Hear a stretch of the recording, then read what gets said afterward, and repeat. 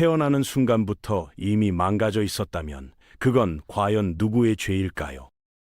척추가 뒤틀린 채 태어난 공주, 음식을 씹지 못해 매 끼니를 고문처럼 버텨야 했던 여왕, 남편의 썩어가는 시신을 끌고 나라 전체를 떠돌았던 왕비. 우리는 이 여성들을 두고 불운하다, 기이하다, 심지어 미쳤다고 기록해왔죠. 그런데 진짜 원인은 단 한 번도 지목된 적이 없었습니다. 수세대에 걸쳐 오직 권력과 혈통을 지키기 위해 가족끼리 결혼을 반복한 왕조가 있었거든요. 그리고 그 대가는 고스란히 여성들의 몸과 정신 위에 쌓였습니다. 오늘은 그 끔찍한 진실을 파헤쳐 봅니다. 유럽의 왕족들은 수백 년 동안 자신들의 피가 특별하다고 믿었습니다. 평민의 피와 섞이는 순간 그 신성함이 오염된다고 생각했죠. 그래서 선택한 방법이 바로 가족끼리의 결혼이었습니다. 사촌은 기본이고 삼촌과 조카, 심지어 형제 자매 사이에서도 혼인이 이루어졌거든요. 처음에는 한두 세대였겠죠. 그런데 이게 100년, 200년, 300년씩 이어지면 어떻게 될까요? 가계도가 나무처럼 뻗어나가는 게 아니라 뱀이 자기 꼬리를 삼키듯 안으로 말려들어가기 시작합니다. 1500년대에 이르면 유럽 왕실 전체가 사실상 하나의 거대한 가문이 끝없이 자기 자신과 결혼하는 기형적인 구조가 되어버렸습니다. 그 중심에 합스부르크 가문이 있었죠. 이들은 전쟁 대신 결혼으로 영토를 넓혔고 그 결혼은 언제나 가문 안에서 이루어졌습니다. 당시 사람들은 몰랐겠죠. 자신들이 지금 무슨 짓을 하고 있는지, 수세대 뒤의 후손들이 그 선택의 대가를 얼마나 처참하게 치르게 될지. 유전학이라는 개념 자체가 존재하지 않던 시대였으니까요. 하지만 몸은 알고 있었습니다. 세대가 거듭될수록 왕실 아이들의 턱은 점점 더 앞으로 튀어나왔고 척추는 점점 더 심하게 휘어졌으며 뇌와 장기는 조용히 그러나 확실하게 무너져 내리고 있었습니다. 누군가 멈춰야 했는데 아무도 멈추지 않았습니다. 1634년 빈의 호프부르크 궁전에서 한 아이가 태어났습니다. 마리아 안나, 합스부르크 가문의 공주였죠. 그런데 이 아이는 첫 숨을 내쉬는 순간부터 뭔가 달랐습니다. 척추가 심하게 휘어 있었고 턱은 앞으로 비정상적으로 튀어나와 있었거든요. 궁정 의사들은 고개를 갸웃했지만 아무도 큰 소리로 원인을 말하지 않았습니다. 말할 수가 없었던 거죠. 진짜 원인을 입 밖에 내는 순간 왕조 전체를 향해 손가락질하는 꼴이 되니까요. 마리아 한나의 어린 시절을 상상해보면 가슴이 먹먹해집니다.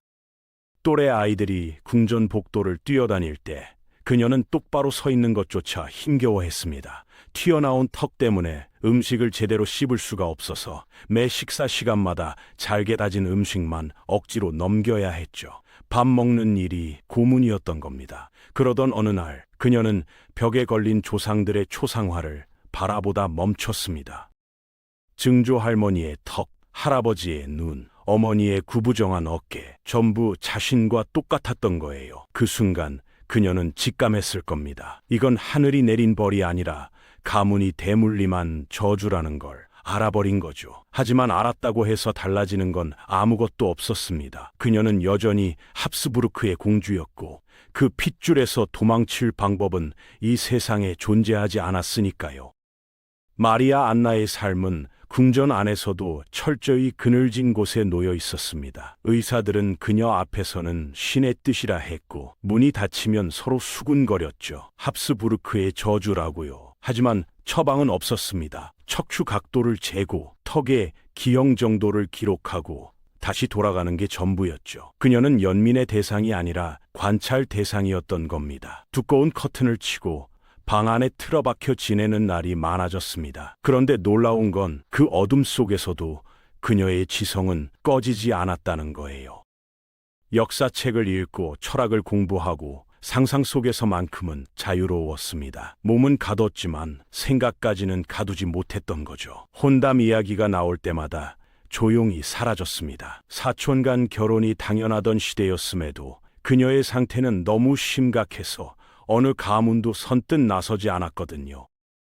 결국 그녀에게 주어진 건 철저한 고립이었습니다. 사랑도 가정도 자신의 이름을 불러줄 누군가도 없이 그렇게 32년을 버티다 세상을 떠났습니다. 공식 사인은 각종 질환이었지만 진짜 사인은 수세기 전 누군가가 내린 결정이었죠. 그 결정을 내린 사람들은 이미 오래전에 편안히 눈을 감은 뒤였고 대가는 오로지 그녀 혼자 치렀습니다.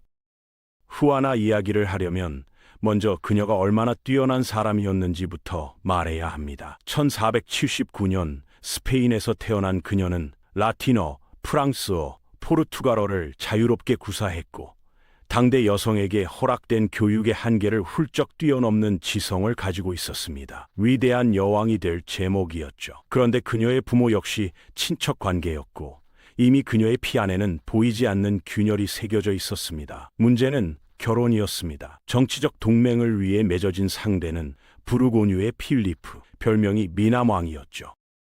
잘생겼고 매력적이었고 그리고 철저히 후아나를 무시했습니다. 끝없는 외도와 차가운 태도, 평생 결혼이 전부라고 배우며 자란 후아나에게 그건 단순한 배신이 아니었습니다. 존재 자체가 부정당하는 경험이었죠. 그녀의 집착은 점점 깊어졌고 주변 사람들이 두려워할 만큼 맹목적인 사랑에 매달렸습니다.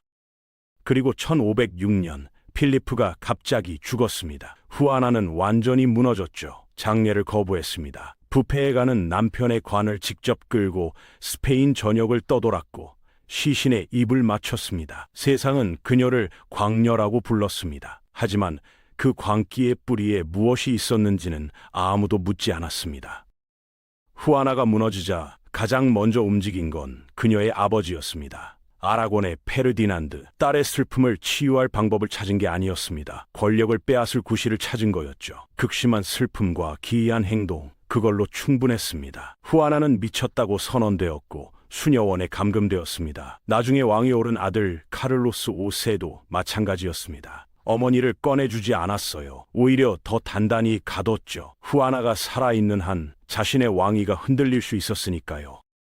그렇게 46년이 흘렀습니다. 46년입니다. 그 세월 동안 그녀는 제대로 씻지도 먹지도 못했습니다. 차갑고 어두운 방에서 혼자 비명을 질렀고 옷을 찢으며 울었습니다. 현대의학의 눈으로 보면 우울증, 외상 후 스트레스 장애, 그리고 가족력 깊은 정신질환이 복합적으로 터진 겁니다. 치료받았어야 할 사람이었죠. 그런데 그녀에게 돌아온 건 치료가 아니라 철창이었습니다. 1555년 후아나는 감금된 상태로 생을 마감했습니다. 공식 역사에서 그녀의 이름 앞에는 늘 광녀라는 수식어가 붙었죠. 하지만 생각해보세요. 배신당하고 고립되고 46년을 갇혀 산 사람이 멀쩡할 수 있을까요? 광기는 그녀 안에서 태어난 게 아니었습니다. 그녀를 둘러싼 세상이 만들어낸 거였습니다. 미술 시간에 한 번쯤 봤을 그림이 있습니다. 벨라스케스의 시녀들, 가운데 서 있는 금발의 어린 공주, 마르가리타 테레사죠. 너무 예쁘고 너무 완벽해서 그림 속 인형 같다는 말이 절로 나옵니다. 그런데 그림을 조금 더 가까이 들여다보면 뭔가 어긋난 게 보이기 시작합니다. 앞으로 튀어나온 턱, 초점이 살짝 흐린 눈동자, 뻣뻣하게 굳은 자세. 화가는 아름답게 그렸지만 숨길 수 없는 것들이 있었던 거죠. 마르가리타는 1651년에 태어났습니다. 아버지는 필립 4세, 어머니는 그 필립 4세의 조카인 마리아나, 삼촌과 조카가 결혼한 겁니다. 정치적 전략이라는 이름으로 포장되었지만 결과는 잔혹했죠. 그녀가 말을 배우기 시작할 무렵부터 이미 운명이 정해져 있었습니다. 훗날 신성 로마 제국의 황제 레오폴트 1세와 결혼해야 한다는 것, 그 레오폴트 1세가 자신의 삼촌이라는 것도 포함해서요. 그녀가 배운 모든 것, 언어도 춤도 음악도 전부 삼촌에게 더 매력적인 신부감이 되기 위한 훈련이었습니다. 15세에 26세 삼촌과 결혼한 그녀는 연이은 유산과 기형아 출산으로 몸이 무너져 내렸습니다. 후계자를 낳으라는 압박은 멈추지 않았고 결국 21세에 세상을 떠났습니다. 그림 속 인형 같던 공주의 실제 삶은 그림과 달리 전혀 아름답지 않았습니다. 1601년 스페인의 필립 3세와 오스트리아의 마가렛 사이에서 태어난 안도 마찬가지였습니다. 이 두 사람 역시 삼촌과 조카 관계였죠. 안은 태어날 때부터 앞으로 튀어나온 턱과 어눌한 말투를 갖고 있었습니다. 말하는 게 힘드니까 입을 잘 열지 않게 되고 사람들 앞에 나서는 게 두려워지기 시작했죠. 오늘날로 치면 사회 불안 장애에 가까운 증상이었습니다. 그런 그녀에게 14세가 되던 해 갑자기 낯선 나라로 가란 명령이 떨어졌습니다. 프랑스와 스페인의 평화를 위한 정치적 거래였고 그 거래의 담보물이 바로 안이었죠. 루이 13세와 결혼해서 프랑스 궁정에 던져진 겁니다. 남편은 정서적으로 단절된 사람이었습니다. 따뜻한 말 한마디 없었고 부부 사이는 냉랭했죠. 유산이 반복됐고 궁정 의사들은 그 원인을 그녀에게서 찾았습니다. 피를 뽑고 이상한 약을 먹이고 모든 책임을 그녀의 몸 탓으로 돌렸죠. 불안증은 극에 달했고 광장 공포증까지 생겨서 방 밖으로 나오는 날이 점점 줄어들었습니다. 귀족들은 수군거렸죠. 새 왕비가 필요하다고. 그렇게 버티기를 23년, 기적처럼 루이 14세를 낳았습니다. 후계 의무는 다했지만 그녀의 몸은 이미 한계였습니다. 평생을 위장병과 호흡 곤란, 공황 발작 속에서 살았던 한 그녀의 몸은 끝까지 합스부르크 혈통이 남긴 청구서를 갖고 있었던 겁니다. 마리 앙투아네트라는 이름을 들으면 대부분 사치스러운 왕비, 단두대, 프랑스 혁명을 떠올립니다. 그런데 그 이미지 뒤에 가려진 진짜 이야기는 거의 알려지지 않았죠. 그녀는 1755년 오스트리아의 마리아 테레지아의 딸로 태어났습니다. 합스부르크 혈통이었죠. 희미하지만 분명한 턱의 돌출, 창백한 피부, 그리고 겉으로는 보이지 않는 심각한 생식기 질환을 안고 태어났습니다. 생리불순과 호르몬 불균형이 어린 시절부터 이어졌고 그건 수세기 근친혼이 남긴 유전적 청구서였죠. 프랑스의 루이 16세와 결혼한 초기 부부 사이에 아이가 생기지 않자 온갖 루머가 돌았습니다. 남편 탓이다, 왕비 탓이다, 궁정 전체가 수군거렸죠. 하지만 아무도 수백 년 근친혼이 만들어낸 유전적 문제를 원인으로 지목하지 않았습니다. 그럴 언어 자체가 없던 시대였으니까요. 아이들이 잇따라 죽었습니다. 그때마다 그녀의 정신은 조금씩 더 무너졌죠. 프랑스 혁명의 소용돌이 속에서 그녀의 조울증과 불안장애는 대중에게 전혀 다른 모습으로 읽혔습니다. 무관심한 왕비, 잔혹한 여왕, 그게 그녀에게 붙은 낙인이었죠. 단두대로 향하기 직전 자식들을 빼앗긴 채 수감 생활을 하던 그녀의 눈빛은 이미 초점을 잃어 있었습니다. 자신의 삶이 왜 그토록 고통스러웠는지 끝내 알지 못한 채로 처형당했습니다. 17세기 후반의 스페인 왕실은 사실상 거대한 병동이었습니다. 알카사르 궁전 안을 들여다보면 발작을 일으키는 아이, 면역이 무너져 늘 알아누운 아이, 턱이 너무 심하게 튀어나와 말조차 제대로 못하는 아이들이 가득했죠. 이 모든 비극의 정점에 카를로스 2세가 있었습니다. 16세대에 걸친 근친혼의 결정체였던 그의 자매들과 조카들 역시 예외가 없었습니다. 마리아 마르가리타 공주는 7살이 될 때까지 제대로 걷지도 말아도 못했습니다. 신경 발달 장애였죠. 그런데 왕실은 그녀를 치료하는 대신 사촌인 레오폴트 1세와 결혼시켰습니다. 혈통의 순수성 앞에서 한 아이의 고통 따위는 아무 의미가 없었던 겁니다. 그녀의 자매 마리아 테레사는 계단을 오를 수 없는 호흡기 질환을 앓았고 쿠션 없이는 앉지도 못하는 척추측만증에 극심한 간질 발작까지 있었습니다.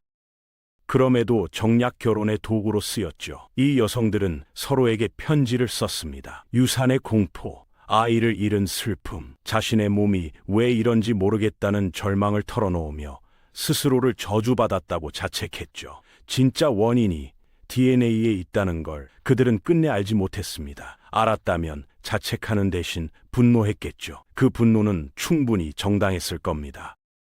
현대 유전학은 이 모든 비극에 이름을 붙였습니다. 근친교배 약세, 가까운 친척끼리 자손을 낳으면 해로운 열성 유전자가 겹쳐서 다음 세대로 전달되는 현상이죠. 한 세대면 티가 잘 안 납니다. 그런데 2세대, 3세대, 10세대가 쌓이면 어떻게 될까요? 몸이 버티질 못합니다. 합스부르크 가문의 하악 전돌증, 그러니까 턱이 앞으로 튀어나오는 증상은 사실 빙산의 일각이었습니다. 그 아래에는 간질, 발달 지연, 불임, 자가 면역 질환이 세대를 거듭할수록 눈덩이처럼 불어나고 있었죠. 그렇다면 왜 아무도 멈추지 않았을까요? 간단합니다. 권력이 인간의 생명보다 우선이었기 때문입니다. 가톨릭 교회마저 특별 면제권을 팔았습니다. 근친혼을 신성하다고 옹호하면서요. 돈과 권위가 손을 잡으면 진실은 늘 뒷전으로 밀려나죠. 여성들 스스로도 이 사실을 몰랐습니다. 자신의 핏줄이 특별하다고 배우며 자랐고 가문 안에서의 결혼이 당연하다고 믿었으니까요. 내 아이만은 다를 거라는 헛된 희망을 품으면서요. 그 희망은 매번 처참하게 무너졌습니다. 결국 1700년 카를로스 2세가 후사 없이 사망하면서 스페인 합스부르크의 맥이 완전히 끊겼습니다. 수세기에 걸쳐 쌓아 올린 왕조가 스스로 만든 유전적 함정에 빠져 사라진 겁니다. 누군가 한 명만 용기 있게 멈췄더라면 달라졌을 수도 있었을 텐데요. 우리가 오늘 살펴본 여성들은 단순히 불운했던 게 아닙니다. 철저히 실패하도록 설계된 시스템 안에 태어났던 거죠. 그들의 고통은 개인의 비극이 아니라 여성을 오직 가문의 자궁이자 정치적 자산으로만 취급했던 잔혹한 구조가 만들어낸 결과였습니다. 역설적이게도 그 고통의 기록은 오늘날 유전학이라는 학문의 토대가 되었습니다. 그들이 몸으로 치른 대가가 인류가 유전적 다양성의 중요성을 깨닫는 증거가 된 거죠. 이들의 진짜 유산은 왕관도 혈통도 아닙니다. 연민을 잃은 권력은 반드시 파멸한다는 뼈저린 교훈입니다. 망가진 몸 안에서도 끝까지 꺼지지 않았던 그 정신만큼은 어떤 왕조의 역사보다 오래 기억되어야 합니다. 여기까지 오늘 준비한 영상은 끝났습니다. 다음 시간에 다른 영상으로 찾아뵙겠습니다. 감사합니다.